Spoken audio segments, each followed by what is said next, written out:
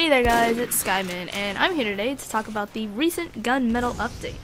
So far we are about a week and a half in, I believe, to the Gun Mettle update, and for those who don't know, I will put a link down to the update page, but everyone that plays TF2 should realize that some things are different, because on the title screen it does change a little and has the lovely Miss Pauling on it, who will give you contracts. The whole gimmick of this update is that if you buy into the update, it's like $7, it's like $6.99, then you will be given 2 contracts a week for 3 months. The campaign lasts for 3 months, and if you complete a contract, you will be given either a new weapon skin or a crate. It's kind of random. I think it's a little random. Definitely is. Then you gotta go like buy a key, because you know, crates and stuff. But I'm here to talk about my thoughts on it. And since we're about a week and a half in, I think it's safe to say that some things are pretty like permanent at this point, and stuff like that. But let's start with the contracts. The contracts, I think, are a great idea, and they're implemented very well. They give you an incentive and objective to play the game. Say you get one for Sniper, and it's like, oh, you have to get 100 contract points before you can complete it, and in order to complete it, you get kills as Sniper. And then there's also advanced like objectives, which give you more points and is how you complete the bonus stuff, because after you complete 100 contract points, you will be given the option to either turn the contract in or complete it for bonus points, which can only be done by the advanced objectives. Now, the thing is, the objectives are actually very easy. They're obviously catering to some of the newer players. A lot more advanced players, like, I like to say I'm a little more advanced. They're really easy, and they can be done in like 20 minutes. I finished a sniper, like an entire Sniper one plus the bonus in like maybe 15 to 20 minutes because it was incredibly easy. But yeah, you are also given random contracts. You can't choose what map or what class you want to play as. It's totally random. So far, I have gotten a Sujin for the map. I've gotten a Demo Man, a Sniper, and a Pyro one, which were all very easy to complete, as the objectives are very straightforward and simple. Now, like I said earlier, contracts are only given twice a week, but from what we've seen so far, they seem to be spaced out, so you'll get one like one day in the week, and then you'll get the other in a later date in the week, which is good, but I think, like a lot of other people, we should be given multiple contracts. Now, not necessarily every contract would give you something, because that would already oversaturate the market as is, which is already like horribly broken and messed up. But I think because the contracts give you an incentive to play, because even if you might not get like a skin from it, it would just be something to do. It'll give you an objective to complete, and it'll give you points towards your coin for people who like that.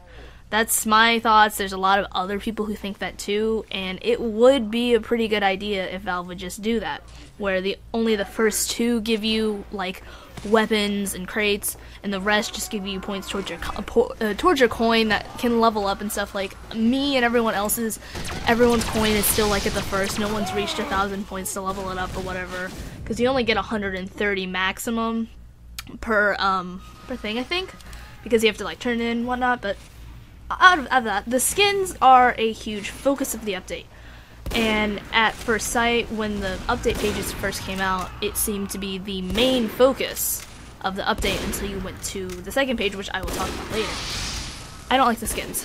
I know that this is a copy from CSGO. I do not play CSGO, so I didn't have like an opinion before, but I really don't like how it is.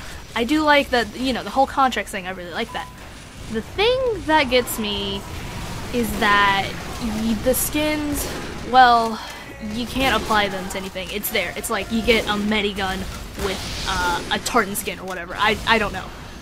And I don't like that. I wish it was like sort of like a decal tool where you could apply it to that certain weapon, because I don't know about you, but I don't want to get rid of like my, I don't know, strange professional kill streak minigun just because I like the way the skin looks. No, I would not do that. It really would be better if you could apply the skin to the desired weapon, so it'd be like, the powerhouse skin for a scattergun, something like that.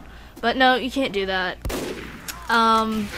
That's my huge beef with skins, and the thing is, 2 of the little, like, collections, the powerhouse, and I don't remember what the other one, but mostly the powerhouse one, which are the ones done from crates, they're horrible.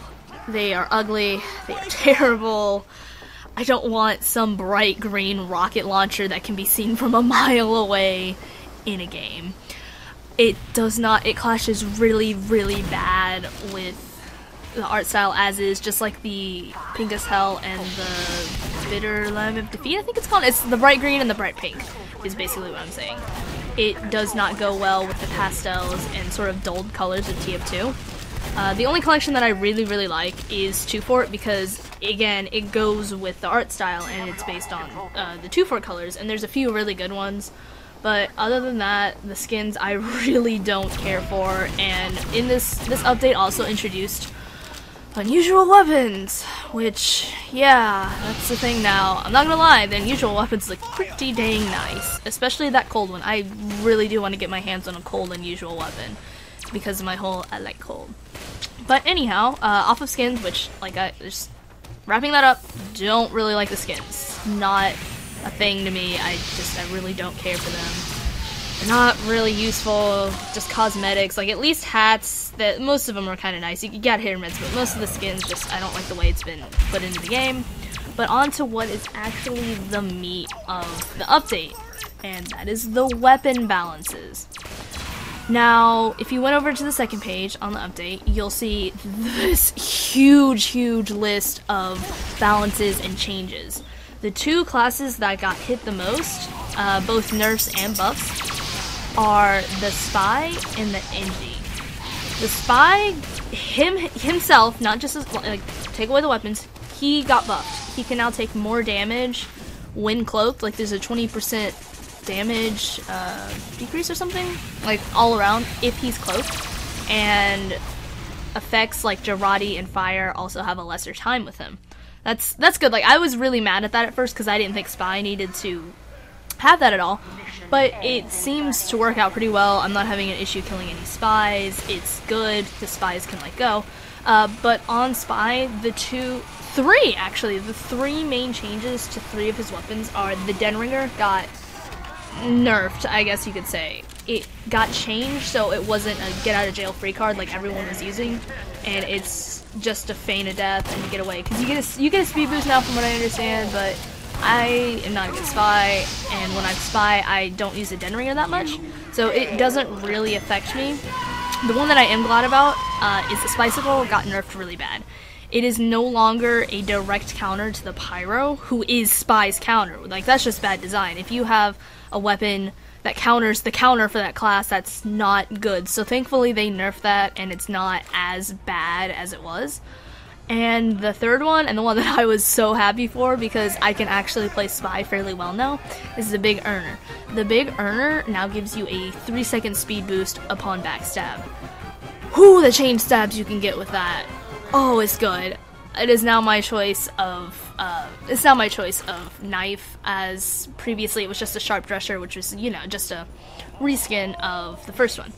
But the huge gameplay change that is really big is you are now able to pick up weapons that fallen teammates and enemies have dropped.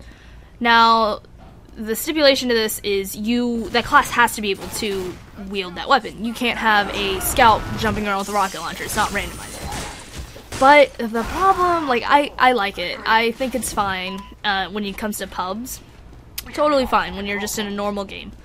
My problem is when it comes to competitive. The problem I have with it is you can pick up mediguns, and the mediguns Ubers transfer.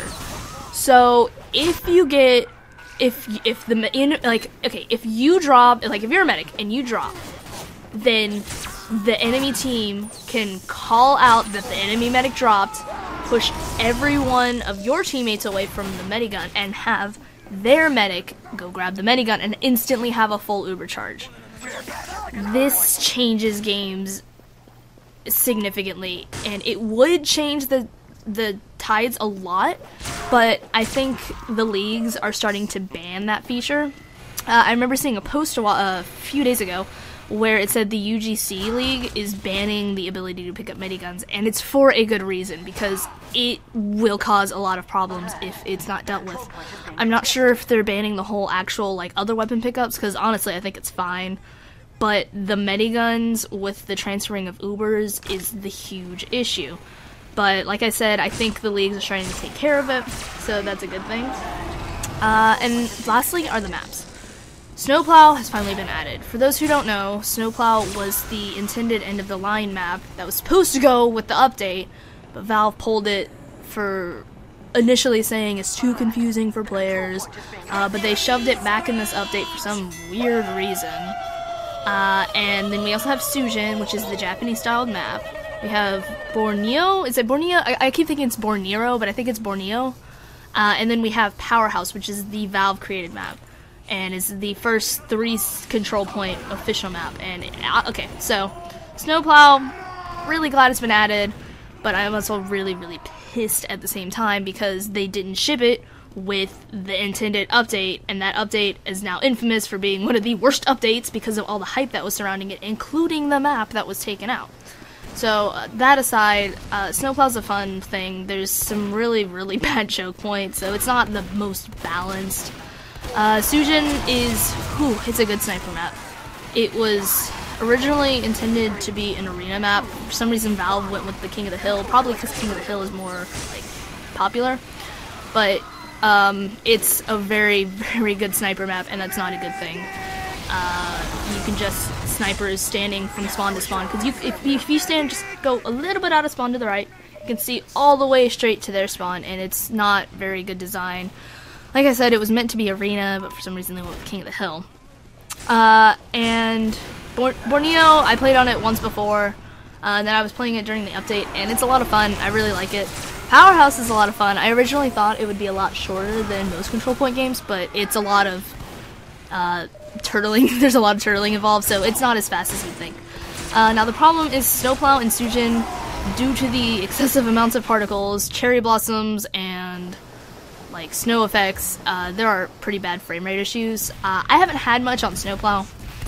The snow really isn't getting to me, but Sujin is a pretty like graphics intensive map, and it causes a lot of frame rate issues. So they didn't really smooth that out. I think that's one of the reasons why Snowplow was initially pulled, but they never fixed it.